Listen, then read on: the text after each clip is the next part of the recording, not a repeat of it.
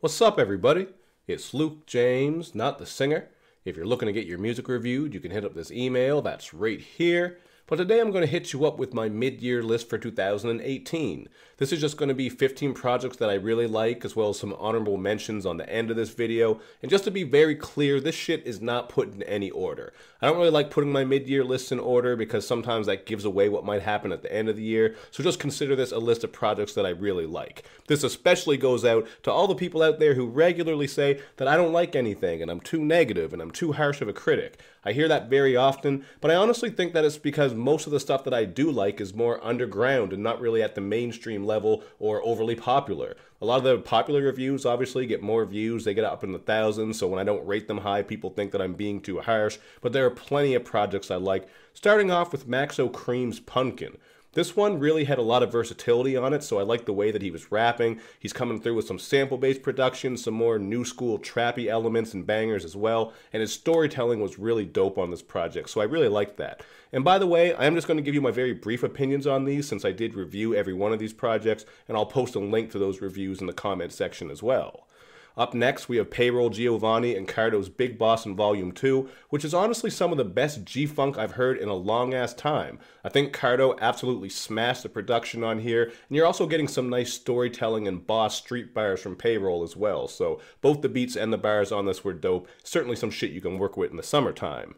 Up next, we have Saba's album Care For Me, which is honestly one of the most vulnerable hip-hop albums I've heard so far this year. It does have a bit of a gloomy and dreary vibe to it, which fits with the content because he's getting introspective and speaking on a lot of serious issues, but this is one of those projects that really is going to hit you with lyricism. Love the way that he blends his rapping and singing together. I just think it fits the production here. So this is a project that I can see making my top 10 at the end of the year, maybe even top 5, man. I really like this project a lot. Up next, we have Jorja Smith's Lost and Found, which honestly, I just find she has a very beautiful voice. I see some people are split on the way that she sings, but I really like how she sounded on here, and she did have some great production to go along with those singing vocals as well. I thought the songwriting on this was pretty nice. There are plenty of songs where she's going in on some different topics, mostly love and relationships, but even a little bit about the police, so I like this project a lot. Definitely don't want to sleep on that one. Of course, I gotta add Royce to 5'9's Book of Ryan on here. This has some of the most personal storytelling we've ever heard from Royce, and I think this is something that a lot of people wanted to hear from him. We've always known that he's been a barfest rapper who can just rip shit up altogether with the technical skills, the flows, and the rhyme schemes, but here he brought in some more singing, and as I said, he got very personal on this one. I think this is a very touching project where you really get to know who Royce is and what he's been through, so this has got to be on the list for sure. Now, I gotta add one project that I think is being slept on, and that's Black Milk's album Fever. I really love the production on here. There are just so many different elements to it with the live instruments, some great bass lines and funky shit going on with it, and he's got some fun flows on this too. It's not that the rapping gets too deep, although he does bring some content and topics that you can certainly think about, but mostly it was the production here I really liked because it had a unique sound and that very live feel to it.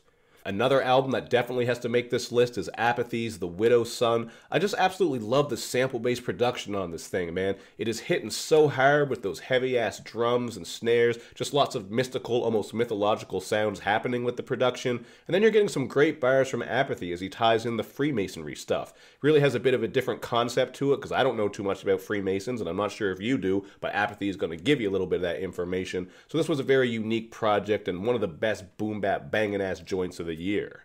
We also got to throw Elzhi and Khrysis' Jericho Jackson on this list. This is another boom bap fest that's molded in that more traditional hip hop sound. And here Elzhi is just showing you why he's one of the most slept on lyricists, man. He showed us on Lead Poison where he's absolutely snapping with the bars. And then on this one, he's still bringing some storytelling, some introspection, some thought-provoking stuff just about well-being and taking care of yourself. So this is a great project. And we got to shout out Khrysis for the production as well because he killed the shit.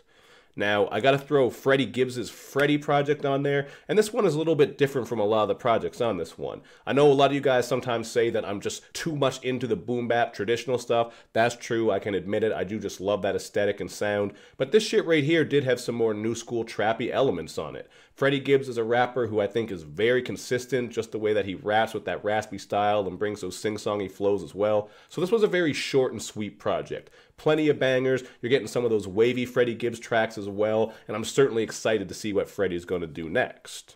Now, Phonte's No News is Good News makes this list as well because of the great bars as well as the great production. And I really like how Phonte had a lot of grown man content on here, whether he's talking about taking care of your health, family issues, relationships, all those sorts of things. Just the way that he approaches these topics is very grown. So for an old-ass motherfucker like myself, I definitely appreciate that. He's not rapping about relationships in the way that Drake and some of these other young people do, which, you know, you can appreciate that as well because that's for, you know, the younger crowd. Everybody has different experiences and all that. But I just really like Phonte's grown-ass man approach here. So that was a great album. Now, with Black Thought Stream of Thoughts Volume 1, he is just barring the fuck out of you because that's what Black Thought does. You got some Ninth Wonder production on here that's dope as well. So I don't really have to say too much more about it. I just think as far as rapping, rhyme schemes, technical skill, and breath control, this is easily one of the best projects of the year and probably will be when this year wraps up. Nick Grant's Dreaming Out Loud mixtape comes next. This is another one of those projects with a lot of versatility on it because Nick has shown you that he can craft those boom bap bangers with clever wordplay, great flows and schemes, and yet he's also doing some more mainstream trappy shit on here too. He certainly has some bangers and catchy hooks for you to work with in the car, at parties, barbecues, and all those joints, but he's hitting you with that lyricism and some great content as well. So this is a project I think people kind of slept on, but it's really dope. Another slept-on project, of course, is Locksmith and Apollo Brown's No Question, and this is kind of like what Elzhi and Crisis did. So you got Apollo Brown on the production, some very smooth sample-based stuff, and then Locksmith is handling the bars, where he's getting personal and bringing great content. This one is very short. I believe it was only about 20-25 minutes or so it's not like a full-course meal, but for that time, there really isn't a lot of fat, you know what I mean? You're not going to have to skip a bunch of tracks or anything like that, so it's just a great boom-bap project. I also need to add Evidence's Whether or Not album to this list. This is another one that has that more traditional boom bap sound with lots of great production, and Evidence is going in with some pretty personal bars on this thing. I just think it's great that in 2018 we are getting a lot of this traditional hip hop and people are bringing the lyricism and content back, because sometimes it seems like that shit is sitting on the back burner and people aren't taking it as seriously, but as this list shows right here, man, there are plenty of rappers who are still bringing the bars and that boom bap shit, so I appreciate it. And lastly, I'm going to put Kanye West and Kid Cudi's Kids See Ghosts on this list, man. This is one that I really was surprised at how much I liked it because I'm not huge on these artists. Well, at least Kanye's newer stuff, and Kid Cudi I've just never been that big of a fan of. But this one just had a very different aesthetic and vibe to it. Very cloudy and atmospheric. I think it was great how they went into their struggles with depression, you know, substance abuse, different mental health issues, all those sorts of things.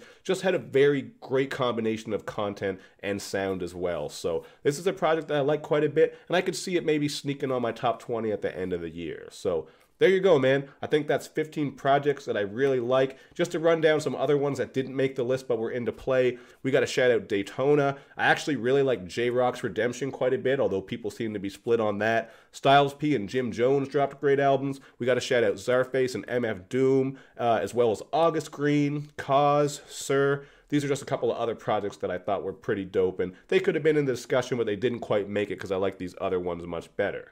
But hey, man, that's what I got so far. Feel free to hit me up with your top 5, 10, 15, 20, whatever you want to give me for the mid-year. And then I'll see you again at the end of the year, man. We'll do the full list, and that's how it'll be. Well, hopefully you'll see me before then, as I'm going to do more reviews. But you know what I'm saying. I'll hit you with my full list then, and stay tuned to the channel for more reviews. Thank you for watching, everybody. Make sure you do all the good YouTube and social media stuff. You know how it goes. You want to show me love and show me lots of it. Thanks again. And I will see you next time.